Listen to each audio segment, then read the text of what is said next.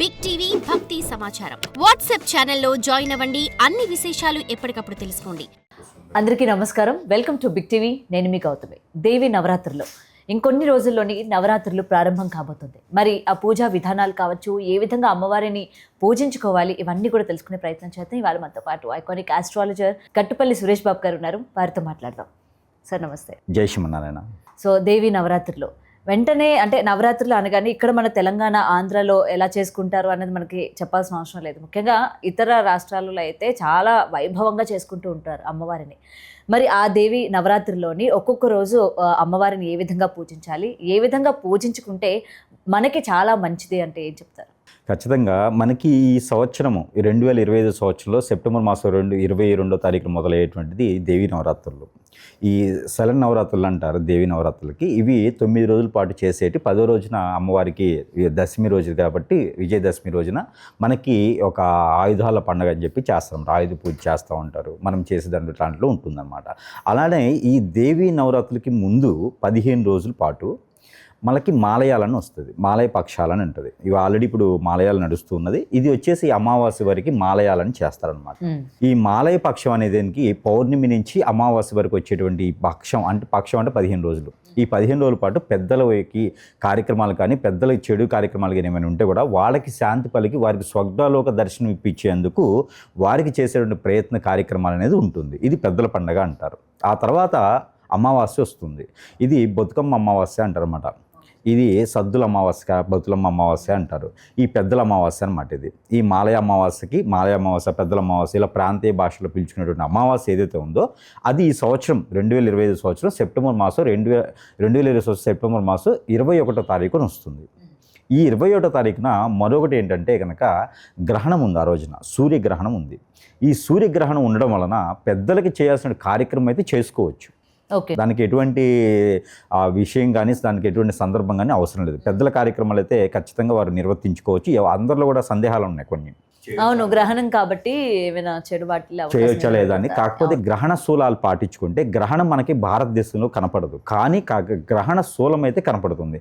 గ్రహణ సమయం వచ్చేసి 21వ తారీఖు సెప్టెంబర్ మాసం 2020 సంవత్సరం సాయంత్రం అంటే నైటు 9:30 మొదలయ్యేసి ఏకుంజామున తెల్లవారితే 22వ తారీఖున ఆ సమయానికి మబ్బులు అంటారు. ఏకుంజామున 4:20 వరకు కూడా ఈ గ్రహణ శూలం అనేది ఉంటుంది.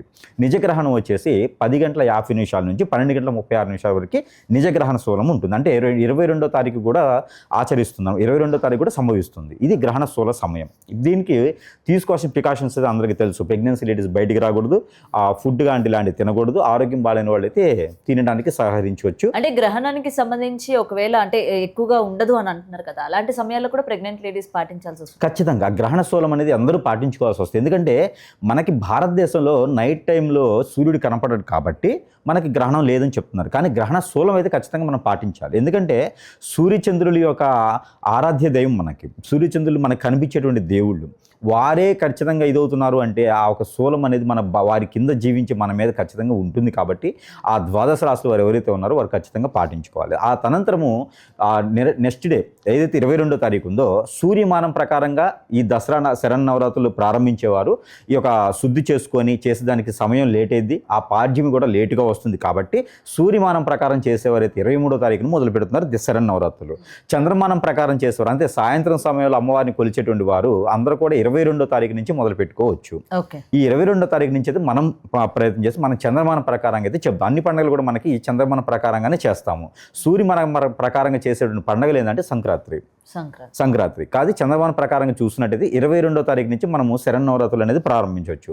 ఈ 22వ తారీఖున మనం ప్రారంభించేటువంటి శరన్నవరాత్రులు మొదటిగా మనకి అమ్మవారు రూపం వచ్చేసి బాలత్రిపుర సుందరి దేవి అమ్మవారి రూపం వస్తుంది. ఈ బాలత్రిపుర సుందరి అమ్మవారి రూపం అనేది ఈ ఒక పెద్దల కార్యక్రమాలు మాలయాల్లో చేసినటువంటి మాలయ పక్షాల్లో పెద్దలకి నిర్వర్తించినటువంటి ఏవైతే కార్యాలు ఉన్నాయో ఆ కార్యాలన్నీ కూడా శుద్ధి చేసుకునేదానికి, ఆ కార్యాలను నిర్వర్తించుకునేదానికి, ఆ కార్యాలను కూడా అమ్మవారి చెంత చేర్చడానికి, అప్పుడు పెద్దవారికి స్వర్గలోకానికి దారి దొరికేదానికి కూడా ఖచ్చితంగా ఈ కార్యాలు నిర్వర్తించిన వారు అందరూ కూడా మొదటి రోజున ఈ పాడ్యమి రోజున మొదలు పెట్టుకొని ఇది కూడా దశమి రోజు వరకు కూడా చేసేటువంటి విధానం 9 రోజులు 11 రోజుల పాటు ఉంటుంది. కాబట్టి అలానే ఈ సంవత్సరంలో వచ్చేటువంటి దశమి రోజున బాలత్రిపుర సుందరి అమ్మవారిని కనుక ఖచ్చితంగా వీరు కొలుసుకోవాలి. అలానే బాలత్రిపుర సుందరి దేవి అమ్మవారి రూపంతో ఉన్నటువంటి ఇంట్లో అయినా చేసుకోవచ్చు. అలానే ఆలయాల్లో కూడా ఉంటుంది కాబట్టి ఆ బాల త్రిపుర సుందరి కాకపోతే ప్రాంతాల వైజ్గా కొంచెం మేర మార్చేటువంటి అవకాశాలు ఉన్నాయి. కానీ మనం చూసుకున్నప్పుడైతే బాల త్రిపుర సుందరి దేవి అమ్మవారి యొక్క ఆ రూపకల్పన మాత్రమే ఉంటుంది. ఆ అమ్మవారికి కనుక శారీ పెట్టుకోవచ్చు. బాల త్రిపుర సుందరి దేవికి ఎల్లో శారీ కానీ వైట్ శారీ కానీ సమర్పించుకోవాలి. అలానే బ్లౌజ్ పీస్ గాజులు కూడా సమర్పించుకోవాలి. ఎల్లో అండ్ వైటే ఉండాలి ఆ రోజు. అలానే పెద్దలకు కూడా నమస్కారం చేసుకోవాలి. ప్రతి ఒక్కరు కూడా తప్పు చేస్తారు. ఒకటి ఏంటంటే పెద్దల ఫోటోలు, అమ్మవారి యొక్క దేవుని గడ్డి ఫోటోలు ఒకే దగ్గర పెట్టి పూజిస్తూ ఉంటారు. అలా చేయకూడదు. అలా చేయడం అయితే ఖచ్చితంగా తప్పు అని చెప్పొచ్చు. మనం చేసినటువంటి ప్రతిఫలం అంతా కూడా వెళ్ళిపోదు వారికి. ఆ కార్యక్రమం అన్నీ కూడా పోదు. మళ్ళీ ఆ షాడోస్ అన్ని వీళ్ళ మీదకే వస్తాయి అనమాట. పితృదోషాలు అంటారు. చనిపోయిన వాళ్ళు దేవుడితో సమానం కదా, పర్వాలేదు మనం దేవుడితో సమానంగానే వాళ్ళకి పూజించుకోవచ్చు అనే ఒక ఆలోచనలోని పక్కనే పెట్టి పూజిస్తూ ఉంటారు కదా. అలా కాదండి, బద్ధకం. అంటే అక్కడ ఒక కన్సెప్ట్ ఇక్కడ కన్సెప్ట్ చేసేదానికన్నా ఒకే దగ్గర పెట్టవచ్చు కదా అని ఒకటి. ఇప్పుడు సమానం వేరు, సమానత్వం వేరు, అది వేరు ఇది వేరు కదా. కాబట్టి పెద్దలే, దేవుడు అనే ఆ ఒక పవర్ అనేది వేరే ఉంటుంది కదా. కాబట్టి దేవుడికి పెట్టిన నైవేద్యం మనం తింటాం, పెద్దలకు పెట్టిన నైవేద్యం మనం తినలేం. కాబట్టి పెద్దల ఫోటోలు ఇంట్లో ఉన్నటువంటి దక్షిణ వైపున ఉన్నటువంటి వాల్కు మాత్రమే తగిలించాలి. దక్షిణం వైపు భాగాన్ని మాత్రమే ఉంచుకోవాలి. అలా ఉంచుకున్న అమ్మవారి అలా ఉంచుకున్నటువంటి పెద్దల ఫోటోలకు మాత్రమే నమస్కారం చేస్తే వారు స్వర్గలోకాన్ని దర్శనం చేసేదానికి ఆస్కారం ఉంటుంది. లేదంటే అమ్మవారితో పాటు పెట్టారనుకో ఖచ్చితంగా పితృదోషాలు ఉంటాయి. ఆ పితృదోషాలు ఎంత చేసినా పోవు. గోకర్ణ పోయి గుల్కర్ణ పోయేసి అక్కడ హోమాలు చేయించి 23,000 నుంచి 30,000 రూపాయలు సమర్పించుకొని ఉపయోగం ఉండదు. ఖచ్చితంగా పెద్దవారి ఫోటోలు వారి గౌరవం ఇవ్వాలి, వీరికి ప్రేమనివ్వాలి అనే విధంగా వీరికి భక్తిభావంతో ఉండాలి. అమ్మవారి దగ్గర అక్కడ ప్రేమ అభిమానమే మాత్రమే ఉండాలి. కాబట్టి భక్తిభావంతో చేసేదానికి ప్రేమాభిమానంతో చేసేదానికి చాలా తేడా ఉంటుంది. పెద్దలే, దేవుళ్ళే. అయితే ఈ దేవుని యొక్క నైవేద్యం ఏదైతే ఉందో ఈ నైవేద్యం అమ్మవారికి సమర్పించి అదే నైవేద్యాన్ని పెద్దలకు సమర్పించవచ్చు. ఒకే దగ్గర కాకుండా దక్షిణ వైపు వాళ్ళకేమో పెద్దల ఫోటోలు, ఇలా తూర్పు వైపున ఉన్నటువంటి వాళ్ళకేమో ఈశాన్య మూల కాదే ఆగ్నేయ మూల నుంచి మధ్య వైపున ఉండేటువంటి భాగంలో దేవునికి సంబంధించినటువంటి గదులు, ఈ యొక్క దేవుని మందిరాలు, దేవుని ఆరాటాలు, దేవుని యొక్క ప్రతిమలు, ఇలాంటివన్నీ కూడా మనము తూర్పు వైపున ఉన్నటువంటి భాగాన్ని పెట్టుకోవాలి. మనం కూర్చుంటే తూర్పు వైపుకి మొహం పెట్టి చూసేటట్టుగా ఉండాలి. ఆ విధంగా దేవుని పూజించుకోవాలి. అలానే ఈ బాల త్రిపుర సుందరి దేవి అమ్మవారి యొక్క అవతారం. అలానే పితృదోషాలు కూడా పోతాయి. కాబట్టి ఎవరికైనా సరే పెళ్ళి అయ్యి ఉండి పిల్లలు పుట్టిన వారు ఎవరైనా ఉంటే ఈ యొక్క మొదటి రోజున కనుక అమ్మవారికి నమస్కారం చేసుకుంటే సంతాన ప్రాప్తి పెళ్ళైన వారికి మాత్రమే కలుగుతుంది. కాబట్టి పెళ్ళైన వారు పూజించుకోవచ్చు. వీరికి yellow colour white colour sari కూడా ఖచ్చితంగా పెట్టవచ్చు. ఆ రోజు పెట్టవలసిన నైవేద్యం అయితే కనుక చక్కెర పొంగలి. మళ్ళీ చక్కెర పొంగల్లో కూడా డిఫరెన్సెస్ అడుగుతారు. బెల్లంతో చేసింది పెట్టాలా లేకపోతే పంచదారతో చేసింది పెట్టాలా? అంటే చక్కెర పొంగల్ అంటే చక్కెర అదే కదా, ఈ బాడీలో షుగర్ అని చెప్పేసి బ్లడ్తో పెడితే కాదు. చక్కెర పొంగల్ అంటే చక్కెరే, షుగరే, దాన్ని పంచదారే అంటారు కదా. పంచదారతో పెట్టేటువంటిది. తర్వాత పాల తాలికలు. ఈ పాల తాలికలు అయితే ఖచ్చితంగా తెల్ల నువ్వులు అయితే వేయాలి. ఈ పాల తాలికలు తెల్ల నువ్వులు కానీ, ఈ చక్కెర పొంగలు తెల్ల నువ్వులు కానీ వేయాలి. ఎండు కొబ్బరి వేయాలి. ఆ రోజు ఎండు కొబ్బరి వేయడం ద్వారా అక్కడ పెద్దలకి సమర్పించేటువంటి ఏదైతే ఉందో వారికి సాష్టాంగ నమస్కారం అంటారన్నమాట. సాష్టాంగ నమస్కారం చేసుకొని ఆ చక్కెర పొంగల్ నైవేద్యం పెట్టినట్టయితే కనుక పెద్దలకి స్వర్గలోక దర్శనం అనేది ఖచ్చితంగా కలిగి. మరి ప్రత్యేకంగా నువ్వులు వేయడానికి కారణం ఏంటి? అదే పెద్దలకి శాంతింప చేయడానికి నువ్వులు.